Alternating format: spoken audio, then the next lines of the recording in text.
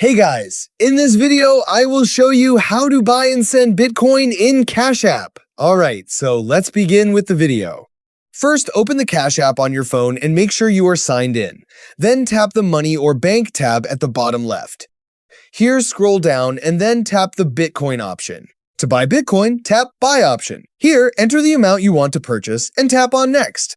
Now, review the order details. Tap Confirm and complete the payment using your preferred verification method, such as your PIN or fingerprint. After the transaction is complete, the Bitcoin will appear in your Cash App Bitcoin balance. Now, to send your Bitcoin, go back to the Bitcoin section and tap Thesis arrow button. Then select Send Bitcoin option. Enter the amount of Bitcoin you want to send, then tap Next. You can now enter the recipient's Bitcoin wallet address, scan their QR code, or, if supported, send Bitcoin to an eligible Cash App contact. After confirming the recipient and the amount, tap Pay, then complete the security verification. Cash App will process the transaction, and once it's confirmed on the Bitcoin network, the funds will arrive in the recipient's wallet. The processing time may vary depending on network traffic and the transaction fee selected. And that's it.